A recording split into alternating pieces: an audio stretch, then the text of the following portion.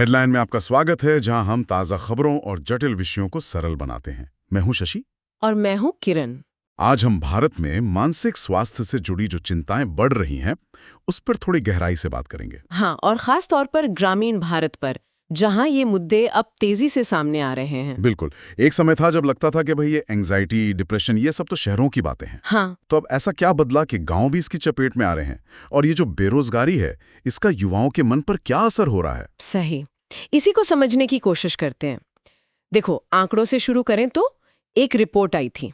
अच्छा। हाँ, उसके मुताबिक ग्रामीण भारत में करीब 45%, मतलब लगभग आधे, किसी न किसी मानसिक स्वास्थ्य चिंता से जूझ रहे हैं। 45%?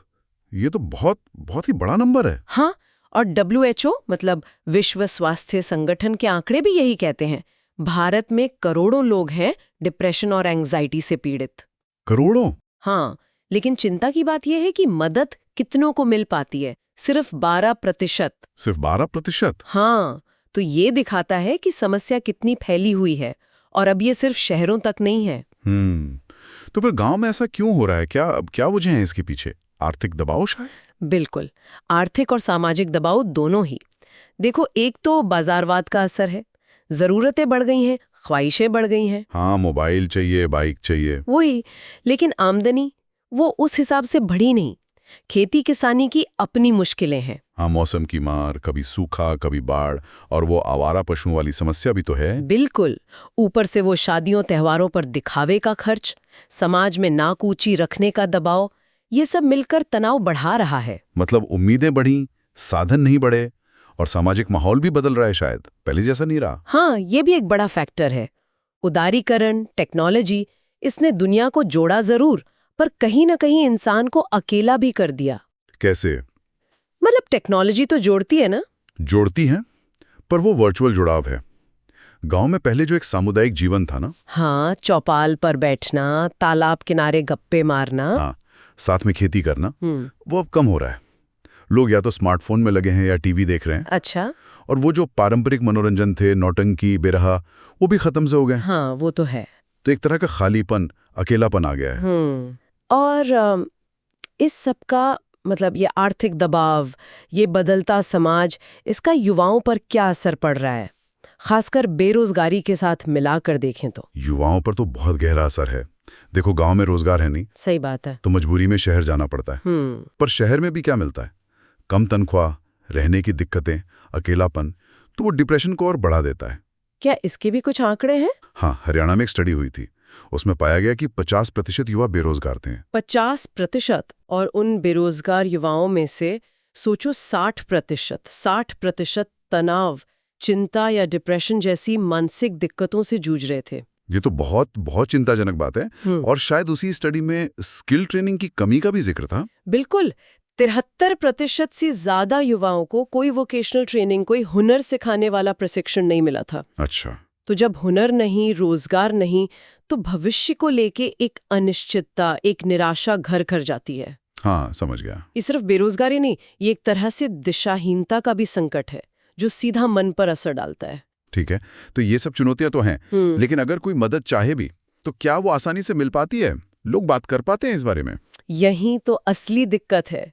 वो जो कलंक जुड़ा है ना मानसिक स्वास्थ्य के साथ, स्टिग्मा। हाँ, वो तो है। आज भी खासकर छोटे कस्बों में, गांव में लोग इसे पागलपन समझ लेते हैं, या फिर वो अंधविश्वास, भूत प्रेत का साया। हाँ बिल्कुल, ऐसी बातें होती हैं। तो लोग डरते हैं कि समाज क्या कहेगा, बातें फैल जाएंगी, तो मदद लेने से हिचकते हैं। वो अपनी परेशानी छुपा लेते हैं। या तो छुपाते हैं, या फिर वो नीम हकीमों के चक्कर में पड़ जाते हैं। और मान लो कोई हिम्मत करके मदद लेना चाहे, तो क्या डॉक्टर, एक्सपर्ट्स उपलब्ध हैं गांवों में? यही तो दूसरी बड़ी बाधा है, पहुंच की कमी, एक्सेस। ग्रामीण इलाकों में मानसिक स्वास्थ्य की सुविधाएं, स्पेशलिस्ट डॉक्टर्स बहुत ही कम है, ना के बराबर। अच्छा। उसी हरियाणा वाली स्टडी में था कि 60% युवाओं के पास मेंटल हेल्थ सपोर्ट तक पहुंच ही नहीं थी। बाप रे। और शहर जाके इलाज कराना सबके बस की बात नहीं, महंगा भी है, मुश्किल भी। हाँ, आने जाने का खर्चा, रहने का। बिल्कुल। तो एक तरफ जरूरत बढ़ रही है, दूसरी तरफ मदद के रास्ते बहुत सीमित हैं। ये सुन के तो काफी निराशा होती है। क्या क्या कुछ उम्मीद की किरण भी है? कुछ अच्छा भी हो रहा है इस दिशा में? हाँ हाँ बिल्कुल है। ऐसा नहीं है कि सब अंधेरा ही है। हम्म, कुछ नई चीजें हो रही हैं और कुछ पुराने तरीके भी काम आ रहे हैं। जैसे सामुदायिक देखभाल। Community care. कर्नाटक के एक गांव का बड़ा अच्छा उदाहरण है। अच्छा, क्या हुआ वहाँ? वहाँ पूरा समुदाय, सेल्फ हेल्प ग्रुप्स, एसएचजी, पड़ोसी सब मिलकर जो मानसिक रूप से बीमार व्यक्ति है और जो उनकी देखभाल कर रहा है, उनकी मदद करते हैं। अरे वाह!